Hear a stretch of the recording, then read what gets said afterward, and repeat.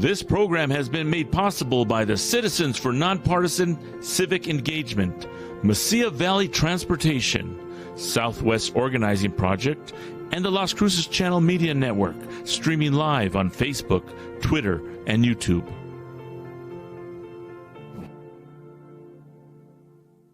When you partner with Mesilla Valley Transportation, you can count on a group of hardworking professionals that make sure your freight is secure, handled with care, and delivered on time. We have proudly been moving America's cargo since 1982, starting with local businesses to now transporting for Fortune 500 companies. We invest in the industry's most advanced technology when it comes to dispatching, logistics, and safety. You can trust that our customers are our number one priority. Every day we drive our company to be the best, and that's why we drive for you.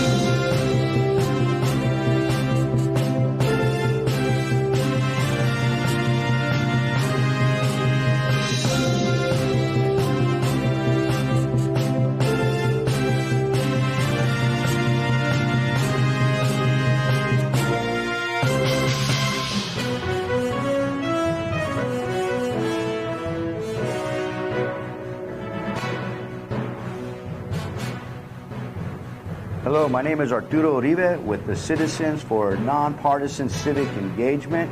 Welcome to our New Mexico 2020 Candidates Election Forum. We are doing this with you, the viewers out there, and with Facebook, Twitter, Instagram, and YouTube. On Facebook, you have an opportunity to ask questions, and we encourage that. Due to the pandemic, it's been a challenge for us as voters to engage with the candidates. And so we've created the space here with the Las Cruces channel to come together with our commentators and the candidates to ask them questions. The pandemic has been a real challenge to the candidates. They no longer get to go door to door. They're not going out into our communities. They're not gathering with us so that they can have community forums so that we can ask them questions. And this is the space that we are doing it in. We're practicing social distancing. We've got plexiglass partitioners in between us. We have our candidates that are social distancing, and we have the Safe Sets International COVID-19 certificate. So I'm really pleased to have that, and just to let all the other candidates and the folks know that we are doing our part to practice what we should be doing under the governor's orders. With that, I just want to be able to just share a little bit about, when we come together and we're sitting there trying to meet with the candidates, this is really truly our opportunity as voters to hire these folks that are asking us for our votes to do the job that we need in our communities, to carry our voices to Santa Fe so that we can have a voice through our representatives, our senators, our commissioners, those elected officials that have the power to change what's going on in our community. And it's important for these candidates to come out and join with us.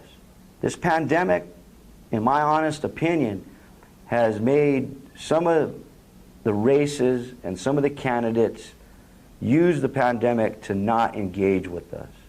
So this is how we're trying to do it, so that we have an opportunity with you, the viewing audience, to ask questions. And I really encourage you all and the viewing audience to just do that. You can do that, again, on Facebook Live on the Las Cruces channel.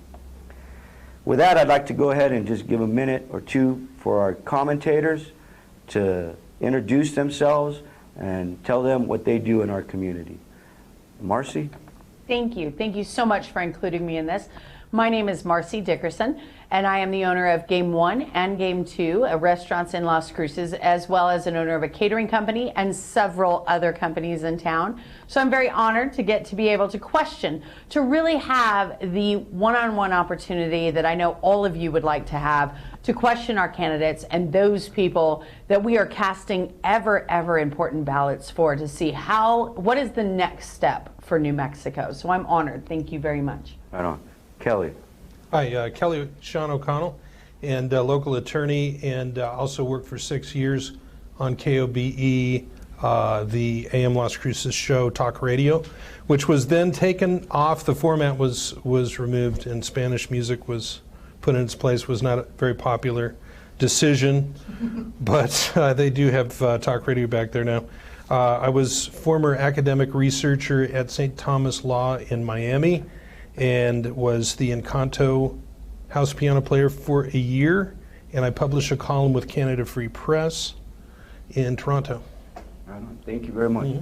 With that, I'd like to go ahead and take this opportunity to go ahead and introduce our candidate. We invited the candidates for District 53 up in Chaparral with Mr. Rick Little, a former representative of the area, and the current representative declined to show, and it was very disappointing in the way that he declined to show.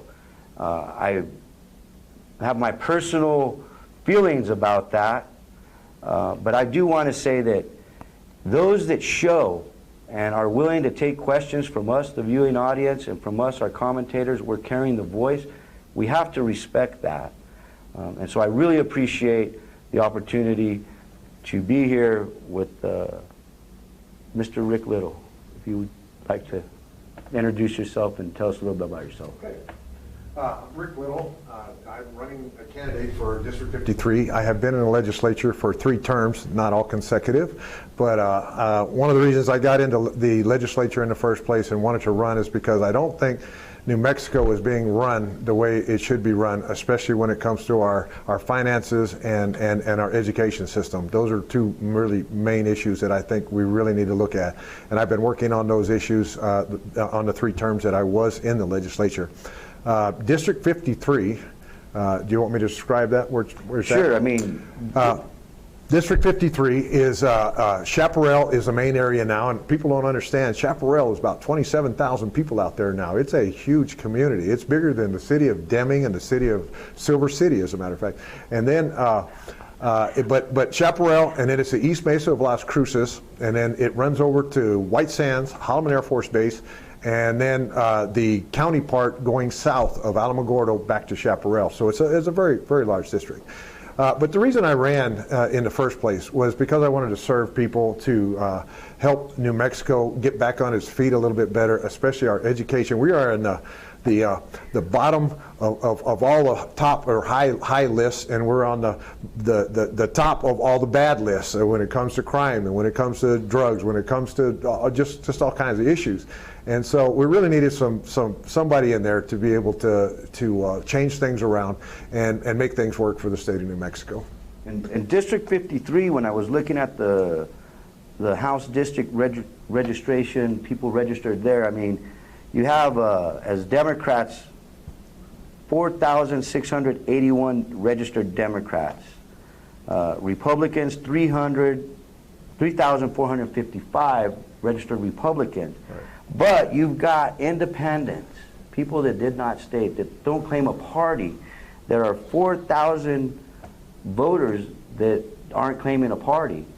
The majority of them are 61% Hispanics. It's a pretty diverse district, but that's one of the largest districts of people who are independents that did not state, that don't claim a party, that live in your district.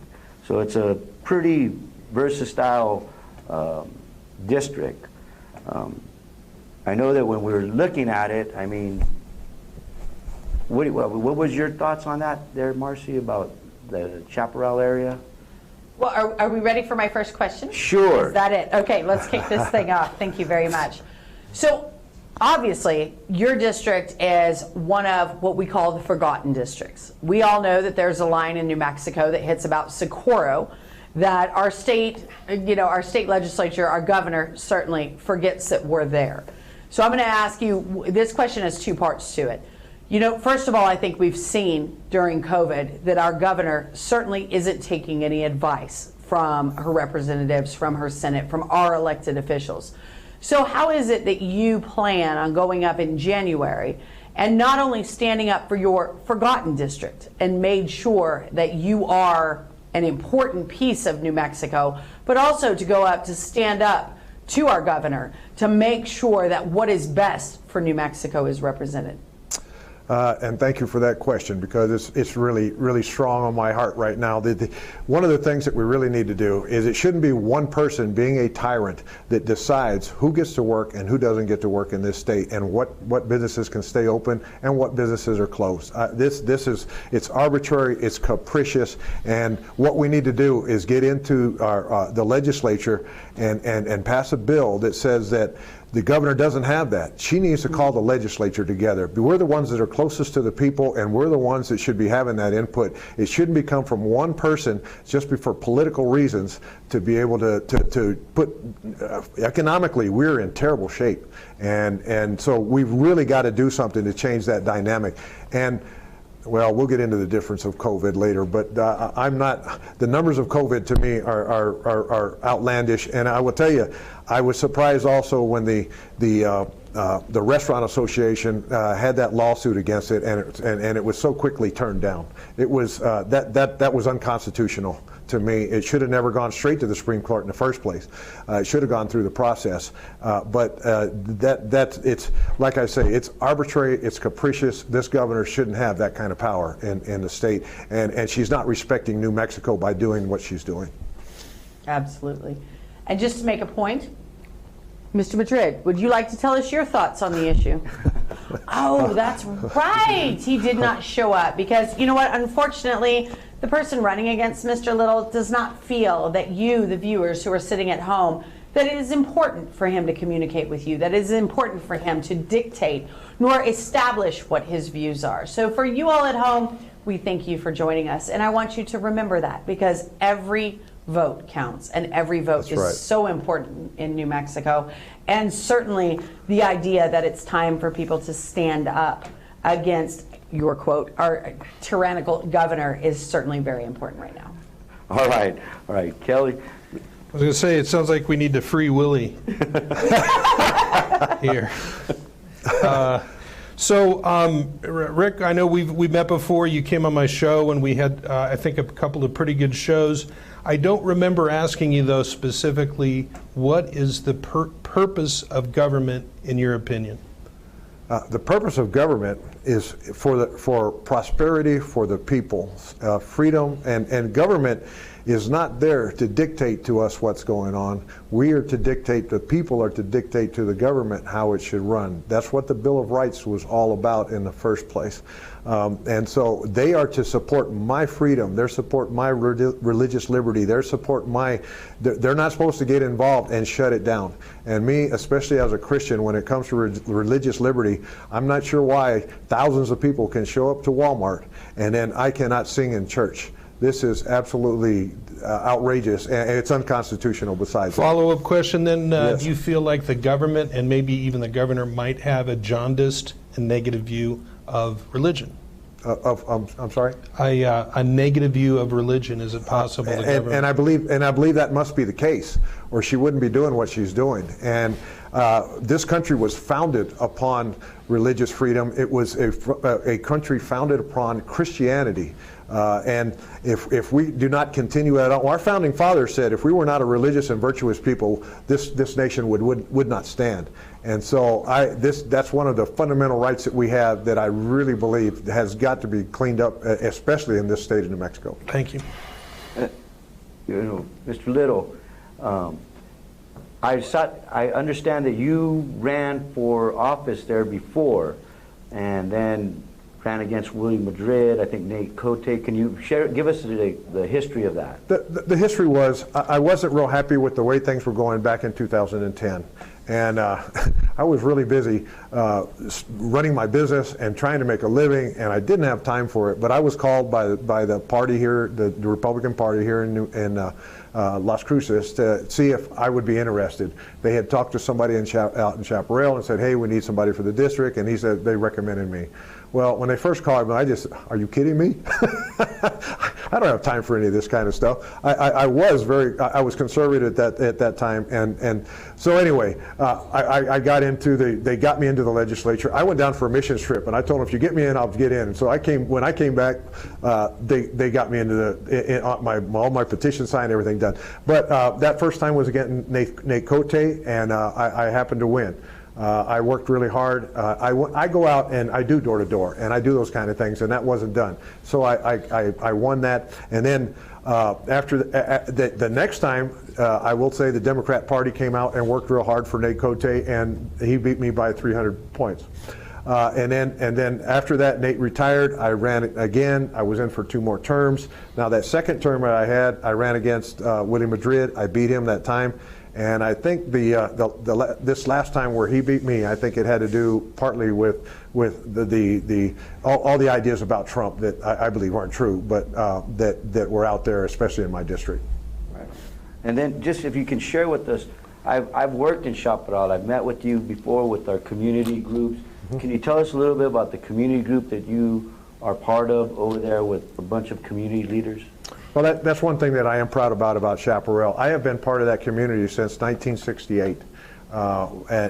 My father retired from the military, bought property out there, and since that time we were involved in Optimist baseball. We had 4 even teams out there in Chaparral, and then when those kind of dissipated, my kids got older. Now I have 7 kids, so I was coaching baseball for quite a while, and so but we were taking teams from Chaparral and going into El Paso. We were part of the volunteer fire department for a while. It was hard for me because I was working all day and had to work half the nights, and that got a little bit rough, but was with them for quite a while. And so I've been a part of the community for a long time. CCDA, Chaparral Community Development Association, been part of that for about 20 years out in Chaparral, been officers and president, officers, whatever. But we do a lot of good in Chaparral, and one of the great things we do, which is coming up right now, is Toys for Tots. So support Toys for Tots, and let's get toys in these boxes, especially out in Chaparral. Marcy? So one of the things, we talk about business, and you are certainly a business owner in a very hard place to make a business work in one of our forgotten counties, or forgotten areas.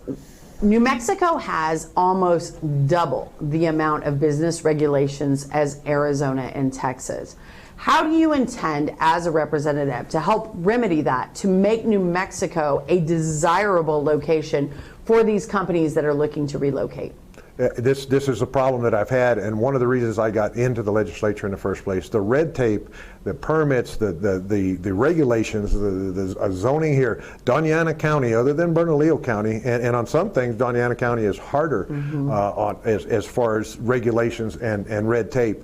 I can't believe you live in a rural community and they want to put sidewalks and all kinds of things in first before we put a sewer system in. But anyway, that's another another issue. But I am a business owner. I've been in business out in Chaparral since 1985. Lived where my property is, and so we have the thing that has to happen are taxes, and we've got to stop these regulations. And every year I've been up there, that has been one of my main purposes, and to get our tax money going to the places it should, like our transportation, instead of all kinds of duplication on programs that I don't think do any good. But so, all right, Kelly.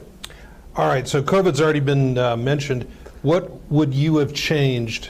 We're assuming that there had to be some response. What would you have changed? As far as the COVID response, and I think I have a different outlook on it. I believe that these states that have stayed open and places in Europe that have stayed open have had not any worse of a COVID problem than the United States. And we're finding now that the states that closed down for the longest are having the worst problem with COVID, which tells me that this is a virus. And unfortunately, we're not going to stop it. Now, it is more deadly than these other viruses, and what we should have done in the first place, instead of throwing money all over to everybody and their brother to spend, and you could only go to Walmart in a box store, but instead of doing that, we should have kept the part of our society that was more susceptible, the people that had issues, our senior citizens. Those are the ones that we should have kept safe, and we should. I totally believe we should have left it all open, and they're looking at now that maybe herd immunity is going to happen whether we like it or not, and that was going to be the way it was. But look what it's done to our economy and shut down. Lost jobs, lost businesses. It's devastating to New Mexico. Follow-up question real quick. It's been out there for a while. Is there a political element to how COVID is being interpreted? Well, I totally, absolutely. And all you have to do is follow the money on death, hospitalizations, and positive amounts. What happens? Everybody gets more money, and every state gets more money the more you have. That's the first thing. The second thing I think is this is mainly political to me. I believe that this is just to stop President Trump from being reelected, and this is to keep the economy down. And for a party to want to keep New Mexico down and to do the things they've done is just outrageous. But, Mr. Little, you got to admit that I know folks here in Doña Ana County that have suffered and have family members that have died and passed away. Some have, recouped. It is a real virus that is impacting our community. I mean, do you feel like, help me understand, like, do you feel that the virus is real? Oh, absolutely. Don't get me wrong there. This is absolutely, and I believe it's more deadly. There's no doubt about it. But when we look at demographics, if we look at the science, see, here's the problem. We're not looking at the science correctly, because our school children, are they getting it? How many deaths have you had with school children? Very, very few. Yeah, but for me, go ahead. Excuse me, let me interrupt you, but I come from a community of Mesquite that in my community had like 23 cases in just our community. It was pretty scary for our families, our elders, and those there to understand that we're shopping in the same places that these folks are. But they did self-quarantine. So I mean, and that's exactly what needs to be done. And how many deaths were in that? See, there's my question. And hospitalizations. You see, how many people have died from the flu this year? It's almost zero. Well, it's usually 40,000. Now, is that number in COVID or all these deaths? You see, if we look at all the statistics, and now, am I saying for the people that got, oh my gosh, it's terrible. But I'm just saying that we needed to spend the money so we could help them when they had to be separated and do those kind of things. In history, when have we ever put away the people that were healthy and kept the people that were sick? You don't quarantine the healthy, you quarantine the sick. That's been history, that's been science, that's been medicine. and we really needed to look at that more. And I believe that if we really look at this thing, and especially if you follow the money, and at first, I know in my church, I have one of the folks there, it works in where they do autopsies. Well, a young man had come in and committed suicide, unfortunately. He shot himself, he died. Well, that was a COVID death. I mean, we need to get realistic data to really do this right and spend the money where it needs to be spent on those that need. Marcy. Speaking of COVID, that was a good lead-in. Thank you, guys. So basically, due to COVID, all of our schools are shut down. Our children are home, and that is causing incredible amounts of negative effects. Number one, the rate of suicides in New Mexico. That's one of those lists that you referred to that we were very high on. We have one of the highest rates of suicide in New Mexico of anywhere in the United States. We have a lot of parents that are stuck at home, can't work because their children are at home and being schooled online and those things. So considering that your term would start in January and we may not be back in school by January, what would you do to fight the governor and to advocate for getting these children back in school where they need to be? The main thing we need to do is get the education folks together. The problem that we have, and the school union, school boards, and those type of people. You know, we've been so scared by the media. The media has blown this totally out of proportion for a reason, and I believe it's politics no more than health. And if we got to get together and as a House and a Senate decide that, look, what is worst case scenarios and what is really happening? I mean, maybe there is a possibility that maybe you do keep them closed down, but we're finding now with the suicides, with all of these issues that are going on, and especially economic, we've got people out of work, we're out of jobs. I mean, out of businesses. I mean, think about the stress that is on our people also. So we're going to have to take this as a whole. We've got to open up this state. That's all there is to it. And putting our kids back to school with the numbers that they have out there right now is, I think, the best policy that we should have, along with, you know, if the teachers are worried about it, well, protect themselves. The kids are getting it, and it's like a couple of days of cold, or they're not having any effects at all. We just had a teacher that died in your district, from the Gadsden School District, I believe in Chaparral, that before I got here, they were talking about Mr. Lugo. And it's possible that he may have had issues already. Now, see, and most of the time that we find out that that's comorbid. Yeah, that's right. And so, but do we stop life before? I mean, do we stop everybody's life? We just had Cuomo on TV talking about one life, one life. Well, how many lives are being lost because of that one life? We've got to do the things that are best for the majority. Now, do we get rid of the folks, or, you know, whatever, the poor, the invalid, the whatever? No, we should be working. There's where our money should be going, other than other things that we're putting our monies to. You see, I'm very benevolent, but it needs to go to the right place. That's the main thing. Kelly. Well, there has been a complaint across the nation in various states that when they tried to stand up for their business or for their, you know, religious beliefs, they were bullied. And what is your response to someone who came to you and said, I feel like I'm being bullied by the government over this COVID? I'm a Christian, and religious freedom has been really done in California. John MacArthur is being sued, and a lot of other pastors. This is unconstitutional. My religious freedom, and to be able to practice it the way I see fit, is not the government's business. The other thing is, life is a risk. We have to understand that there is risk in life. And now, if you have a high-risk area, then let's help you take care of that.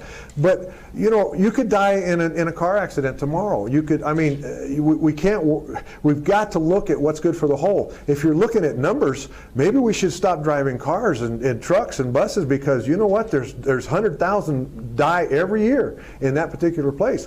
So do we stop driving vehicles because people? No, you know, it's part of life. It's part of what we do, and I don't want to minimize it at all, because a life is worth a lot. I believe a whole lot. And we should be doing everything to save life, but it is a risk. All right. I have just a question to follow up on that. Are we losing our rights? Do you see the... Could you comment on that? Absolutely, we're losing our rights. When I have to lose my business because somebody says I have to shut down, but then you go ahead and let another company that might be bigger, it's a box store with more people that go into it, are able to go. I believe that is so arbitrary. If I was a small business, I could stay cleaner. I could have my little plastic and my mask just like everybody else. And why is it that I shouldn't be able to operate as a business, but then the box stores with thousands of people can go in? Same thing with church. Why do I stop in church? Now, at our church, we are separating. We're wearing masks, and we got this stuff. I mean, we're doing what we can, but life is life. Do you agree with John Locke's statement, the purpose of government is to increase men and women's freedom? Absolutely, and that should be the government's job rather than restricting it. And like, that's why I say it's unconstitutional. They shouldn't be restricting our rights, even to the fact, to me, wearing a mask is an individual thing. Now, you can say, well, you're going to give it to somebody else. If I social distance, I won't. If I do these other precautions, if I wash, if I take care of these kind of things, maybe I won't. And especially outside in the air that's supposed to be better for us, now we're having to wear these masks. And we can get into the particulars about masks and other things that, but that don't work, like they should. All right, with that, we're going to go ahead and take a break. Just want to say thank you, everyone out there. If you have any questions, please feel free to ask them. And I have a question. Where's Willie? Free Willie. Free Willie.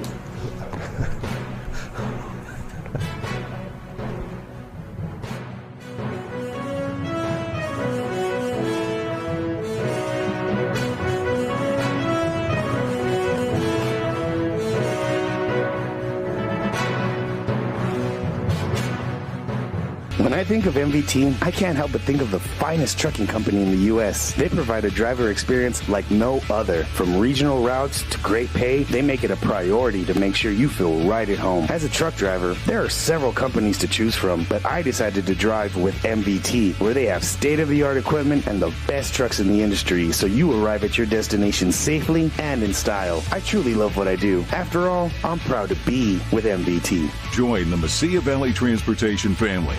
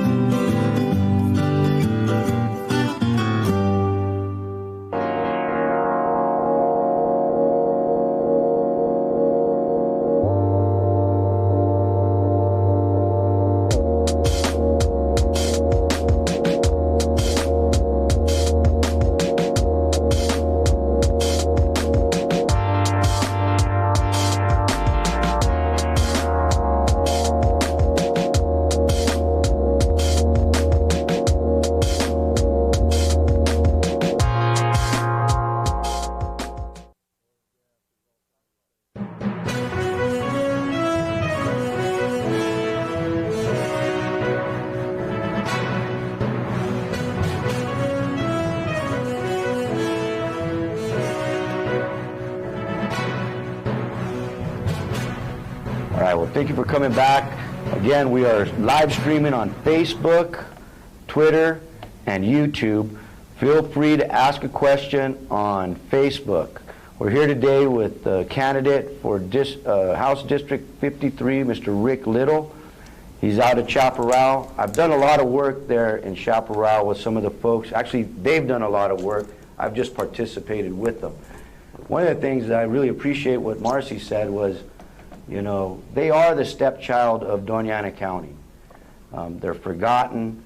The infrastructure needs there in the community, the flooding issues, transportation. You've touched on all of those, Mr. Little.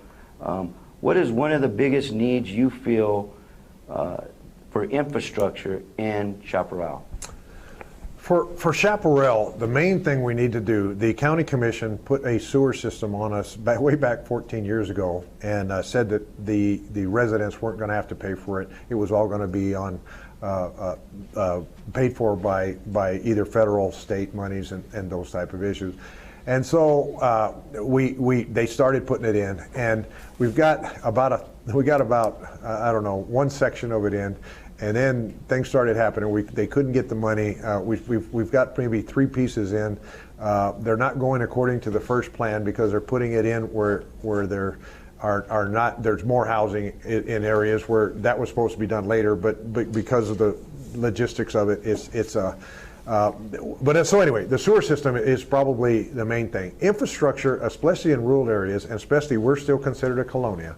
I believe there's things that need to be done first. And so we had road issues before, and we were putting roads in. But then after they started putting a sewer system in, we have roads being paved where we're going to have to dig them up and put the sewer system underneath it, which is crazy. Why spend the money doing that kind of? Put a pipe under it first. We have some flooding issues, but mainly those are on the East Mesa of Las Cruces and the East Mesa of Alamogordo. Those are issues that have to be taken care of before you put in roads and sewer and all the other utilities that need to be put in. Natural gas is something we're working on also. I think it's cheaper, it's easier for the people, and we need to try to get that pushed in also. Okay, Marcy.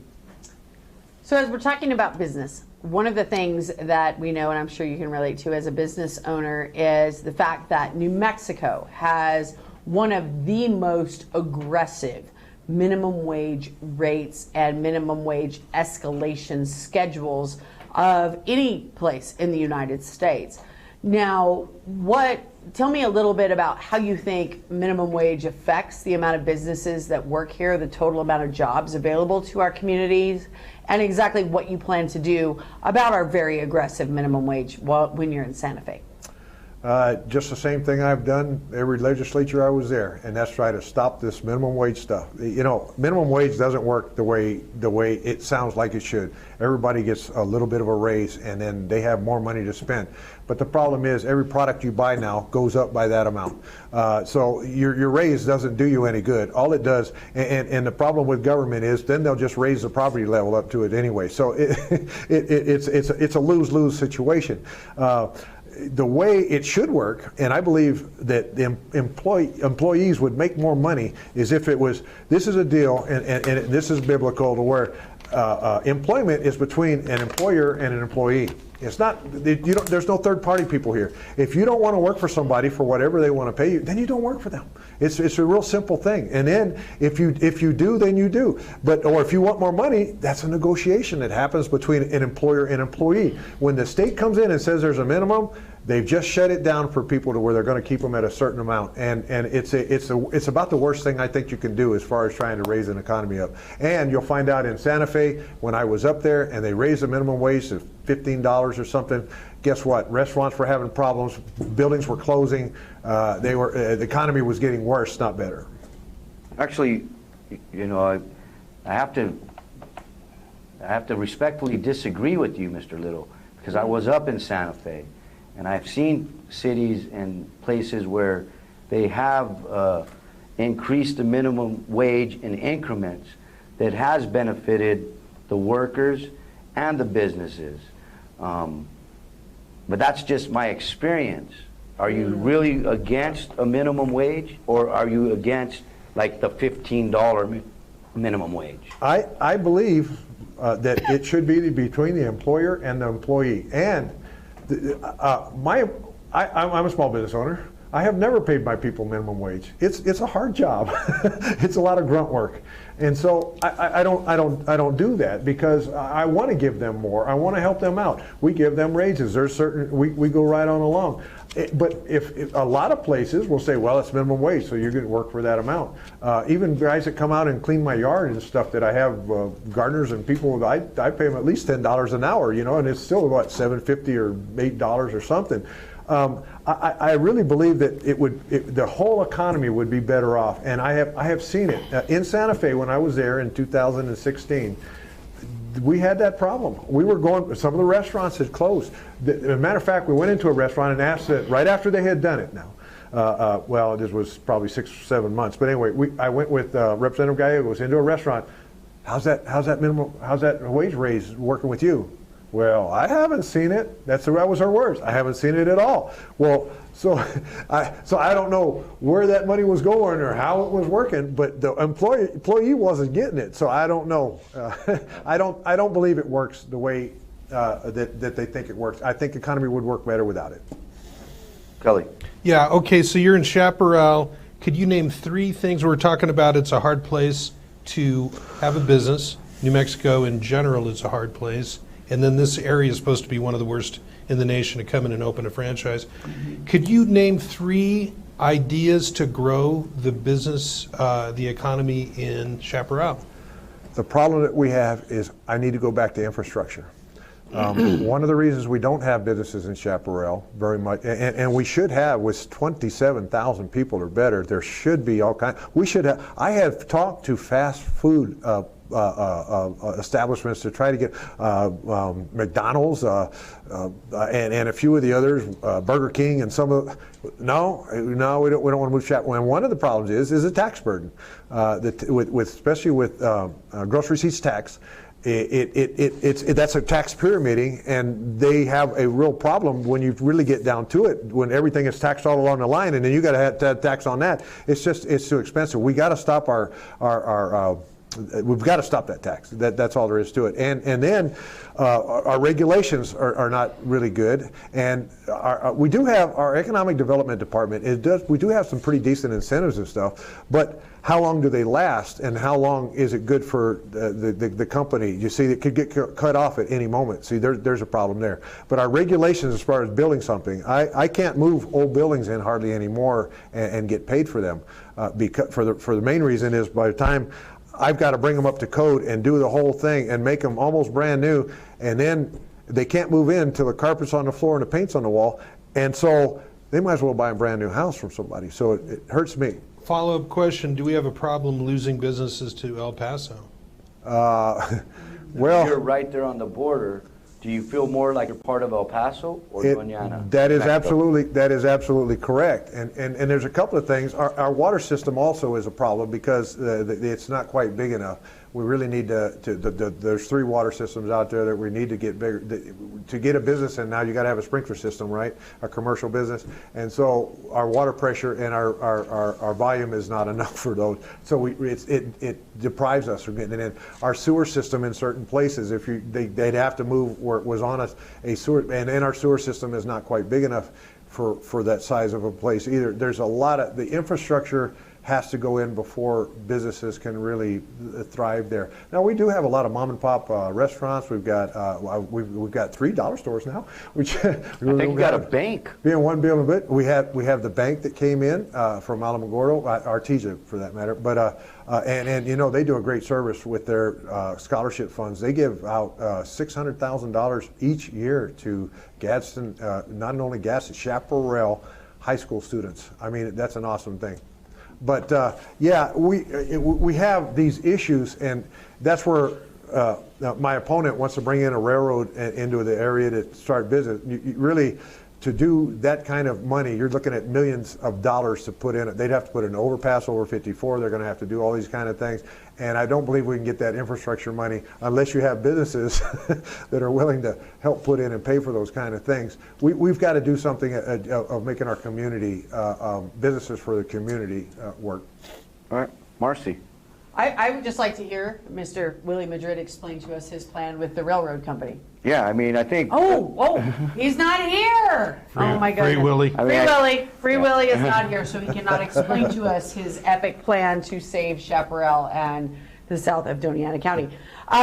One of my other questions, and I think this is really important, is, you know, right now, with none of us ever thought that 2020 would go the way 2020 did. And I think, what do you see other than infrastructure? What do you see is your best way, if you will, to market the area that you are and to fight? I mean, technically, we are fighting Texas for businesses. You know, we have minimum wage, we have infrastructure issues, and you've talked about all that a little bit. But what is your plan that if you were elected, that we really could be able to focus on economic development other than infrastructure and kind of what you've talked about? Do you see a future for your area, and how do we advocate for that future? We have a real tough problem with the infrastructure is a big deal, but we have a real tough problem with being so close to El Paso. Mm-hmm. It's only 7 miles to just about anything you want to go to. So that's 7 minutes. And it's further to go across to Anthony, and then Anthony's small, and it doesn't have a whole lot of stuff there. I have a problem with the bus system that we have is now sending our tax dollars. There wasn't enough ridership, so now they're sending it straight into El Paso, so now we can send our tax dollars straight into El Paso. I see as far as growing, we've got the schools out there. It is a bedroom community, and most people like it. Now, I will say that there are businesses going out there. We've got truck services going out there. We've got probably 4 or 5 of those. We've got mechanic shops going out there. We've got tire shop. We've got, I mean, the type of businesses that we're going to need there are the ones that a community needs. That's kind of the bottom line of how I see it. Now, I don't see any major thing we could do in Chaparral. Now, one thing I do want to do, I want to make Chaparral, Doña Ana and Otero side, its own county. And if we do that, we keep our property taxes, and we won't be the redheaded stepchild of Doña Ana County and Otero. Mm-hmm. So and I had a bill up there, as a matter of fact, while Willie was there, as a matter of fact, to try to. It was a study. It wasn't the full bill to do it. But and it wasn't looked at. So, being part of a colonia, can we count on your support for the Colonia's Infrastructure Trust Fund and the Colonia's initiative? Absolutely. The Colonia's Fund, we've tapped into it already. I tapped into it when I was there for the sewer. As a matter of fact, we got, I don't know, it was a couple $100,000, but no, it was more than that. I think it was close to $1 million. But then that money goes to the county, and then the county, when they get enough money, then they'll go ahead and do another section. But yeah, the Colonias Fund, I think, is good. The problem is, we went up there this last year, and most of the monies went to places like Deming and other colonias. Other colonias, and I don't think we got any of it at all. But that would be the thing that I'm definitely strong on trying to do. I believe, and especially capital outlay is another thing. Capital outlay shouldn't be done the way it's done.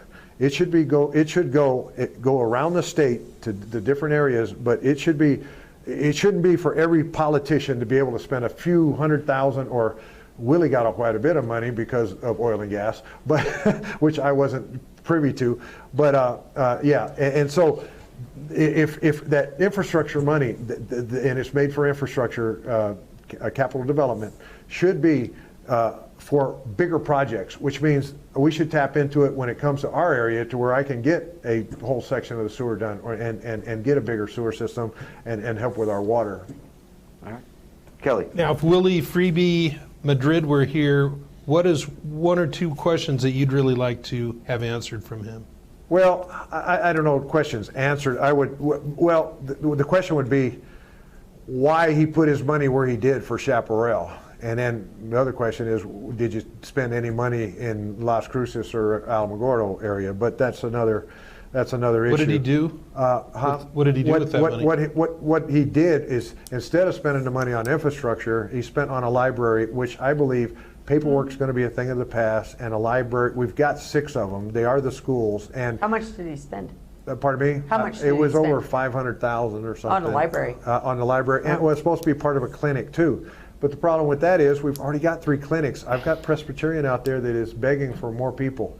I don't think we needed those 2 things. We needed our sewer, our flooding issues, our roads. I mean, the basic infrastructure, and then try to make some kind of a way for natural gas. Natural gas is a private company, so it's not government. So we're trying to work with them. But the way government works, I think we could work something out to where we could get money going into a private company, because we do it all the time. They say they don't want to do it, but we do it all the time with different other companies, and get those pipelines into Chaparral so we can get natural gas there. Marcy, this will be our last question, and we'll go ahead and let you close out. Right before my last question, that was a very good question. So I would just like to reiterate that Free Willie over there, who didn't show up, decided instead of being able to flush your toilet, he wants you to be able to rent a book. I think that's epic. That's right there. That is the problem with New Mexico right there. Okay, so my last question, and getting off all of this economics into something a little more personal, is currently your opponent, as well as several of our other incumbents, are really pushing for New Mexico to become what we call an abortion haven state, which means that abortions would be allowed up into the moment of birth. That's right. And that you could have a fully viable fetus, a fully viable pregnancy, and you could change your mind right in the 40th week. And that certainly is an issue that concerns many, many New Mexicans. So go ahead and tell us, what is your stance on this very, very late-term abortion bill that they're trying to keep open? And thank you for that question. I'm a Christian, and so my stance on it is sanctity of life.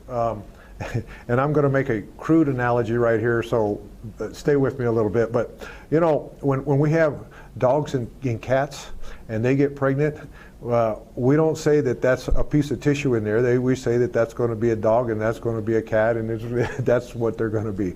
And so in a human being, how do human beings go? That's a human being maturing.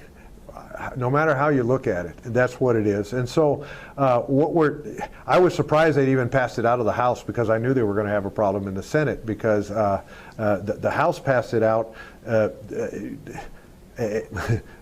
Well, I won't go into the politics of it, but sanctity of life is so important. If you don't have life, you don't have prosperity, you don't have liberty, you don't have anything else. And there is a choice. The choice comes before you get pregnant. You don't have to get pregnant. There's birth control out there. There's all kinds of other measures. But now, if you do, the other thing we need to do, I think, is help on trying to get adoption done where it's easier and whatever. But I don't believe it's up to us to be able. I believe that's a place, God's place, and it's not up to us. There we go. To take life at all. I believe that is killing a baby. And I just want to share right now, like, here we are with Mr. Rick Little running for representative in House District 53, and we really don't have the opposing opinion, or, you know, Mr. Willie Madrid here. Because he didn't show up. Because he didn't show up. And I think it's really important to have that counter, because the questions you're getting, you know, you're very fortunate to be able to express yourself with us today and let the voters know how you feel. With that, I want to give you a minute and a half to go ahead and ask the voters for for the support on your campaign and for their vote. And we'll go ahead and close it out with that. Okay. Thank you, and thanks for having me. I think these are the kind of forums that people need to do so that they can see where you stand. My opponent did vote against abortion, or for abortion, right up into the last minute, and so I believe that I am on the opposite side of that. And now, if you're pro-choice, then you know who you need to vote for. If you're pro-life, you need to know who you're going to vote for. I believe this goes all the way through government. Government is so important, because if we don't elect the right people to the job, we're going to have bad government. And character matters. Our founding fathers told us that if we don't elect the right people, you're going to get bad government. It doesn't matter how good your laws are. And so I ask for your support. I think I am the one that needs to be going up to Santa Fe so we can make the right decisions. We need to get this state going back in the right direction. We're on the bottom of every bad list, and so we really, every good list, every bad list, every list at all, just about, we are on the bottom side of it when it comes to crime, when it comes to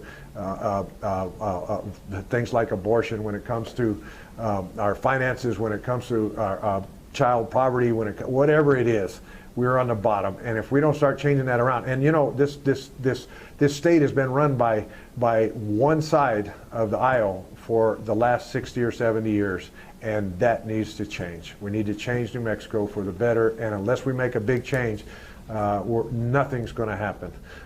It's like where they say, you know, you keep doing the same thing over and over and expecting something different to happen. It's not going to happen. That's the definition of insanity. So thank you very much, and I appreciate your vote. All right. I'd just like to say thank you very much, and good luck on your campaign. Thank you. All right. You know, thank you, Willie. Willie, that's one of the things I just Willie. want to sit there and say. This has been an interesting week for us, but we planned it. You know, we took a lot of time, legwork, to bring the candidates in, bring our commentators in, and we reached out.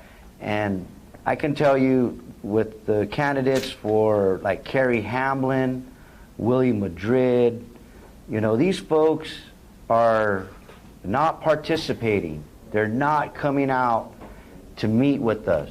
They're using the pandemic for whatever reason, and I understand it's a risk to come out here, but like I say, we are doing our social distancing. We are wearing our masks. We are sanitizing our hands. We are doing everything we can to sit there and make this a safe environment. There's plexiglass between them. But for me, personally, this week was enlightening, because I thought for sure that maybe they would reach out and say, you know what, I've changed my mind, but they didn't. But next week, we do have both candidates that are running, and they will be here, Doreen Gallegos, Mr. John Foreman, and Ray Lada, and Mrs. Ladd. We will be here with them next week, and I invite you to join us so that we can ask questions. We didn't get very many questions from the social media today, but I thought that you guys did a tremendous job of asking the questions. So, what was your take, Kelly? I was impressed with Rich's sincerity, and I don't know, because Willie wasn't here, and so who knows what he would have said, but I think Rich was not unkind to Willie. I think the difference that he laid out showed that he's a more strategic thinker. He's more concerned about the future for Chaparral. He grew up basically grew up there, and I like the way he talked about infrastructure and how you create success is from the bottom up. Foundational. You don't build a railroad into town and suddenly it's a success when there's no sewer, when the water works are not up to standard, et cetera. What did you think, Marcy? Well, I think, I think the commentary on, I think it's No Show Willie instead of Free Willie. No Show Willie. Okay. No Show Willie really came down when Mr. Little talked about the fact that he took his capital outlay money, and instead of working on a sewer system, which we can all argue is fundamentally the most basic of anything to grow a community, is the sewer system. And instead he took the money and spent it on a library. Yeah. Like, are you kidding me? People are literally using the restroom in buckets in outhouses, and you went and put $500,000 into a library. Like, I think that's a real strategic, I think that's a big commentary about who he is, even though he's not here. I think one of the other things, and I think is so important right now is, we've seen early voting. We've seen that these numbers are big. Yes, every single constituent in our area has not had access to their candidates. And that's why these things are so important. I mean, that's why when you came to me, I agreed to take time out of my schedule to be here for you, is that, this is so important to be able to talk to these candidates, to see what they're saying, that we don't make an uninformed decision. Because I think this year in 2020, we've really seen one thing that we've never really seen before, which is elections have consequences. If you would have asked anybody in 2019, could the governor show up and shut down your world? Which, like today, she shut down high school athletics, the ones she said were okay in fall, shut them down today because she just didn't want to deal with them. That really was it. She ignored them. So now we don't have the high school athletics in fall that they had promised to have. Never once did we think that the government had that much power over us. And that's why New Mexico inherently has had in the past a very low voter turnout. Well, guess what, people? Now is the time. Now is the time to show up. Now is the time to educate yourself. Now is the time to have a voice. Whether your voice is red or blue, whether your voice is conservative or liberal, it is time where the majority of the people living and working in the state of New Mexico, or the people that get to decide what their future is. It is not time for us to sit at home on the couch and to wait and to let Bob or Mary or John or Joe down the street make the decision for us. And I think that's really important. And I know that these debates give us a really unique opportunity to see these candidates. I'm sure tonight that probably some of the reason we didn't get as many questions as normal is because we had Sochi versus Yvette. We have the vice presidential debates. So you know what? Guess what? Everybody's going to pick this up in the morning. They're going to pick it up later tonight when those debates are done. And I think what's so important is just to tell people again, do your research.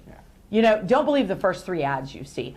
Do your research. Go and advocate, because I will tell you this, and yes, I'm going to say it. I'm a Republican. I am an advocate for change. I'll say it all day long. Everybody who knows me knows that I am, is that Mr. Little was right. Making the same decision over and over and over and expecting a different outcome is the definition of insanity. We have been run by the Democrats for 92 years, and guess what? We are the last. We're the last in education. We're the last in everything. So get out, get informed, go vote. It is important. Show up and vote. Stand in line, but by all means, please participate, because this is everyone's future. This race, you know, when I look at the registration numbers for that district, I mean, you've got more independents and people that did not state a party than you have Republicans, but almost the same as Democrat voters. Yeah, it's nice. So this is one of those fabulous. districts that could truly be, like you shared, you know, suffer the consequences for not engaging with voters. It comes down to, let us vote for people that are going to stand up and scream at the top of their lungs in Santa Fe and advocate for us. How can we possibly say that in this community a library is more valuable than a sewer system? That a library is, these people do not have water, they don't have gas. I mean, we have to have somebody that's going to stand in Santa Fe for us and scream at the top of their lungs what is best for those communities. And unfortunately, we're not getting that. I can see that. Well, I think I can say without fear of contradiction that if Free Willie, or No Show Willie, No Show Willie had merely focused on the sewers, it would have turned out to be a royal flush. Yeah. Nicely done, sir. Yeah. Nicely done. There you go. That was nicely done. I just want to sit there and say that, you know, elections do have consequences, and it is us that are going to decide what our future is. It's us, the voters. If we can't hold ourselves accountable to electing the people that we want to represent us, then don't vote. But what we're trying to do today, and what we're trying to do with these forums, is to engage the candidates to come here with us, practicing safe distancing, doing what we can. And I look forward to the next 4 debates, next 4 forums with the candidates that are coming. But it's up to you, the viewing audience, to participate, to be informed, to get on social media and ask questions. I will tell you this, we will try to do it. We will do a better job of doing the outreach so that you know what, you know, that we're coming and who the races are that you may be interested in, but it's up to us. With that, I'd like to just say thank you to our sponsors, Mesilla Valley Transportation, Southwest Organizing Project, and the Las Cruces channel for giving us this opportunity. And to you, the viewing audience, thank you. And vote to live, live to vote. Have a good night.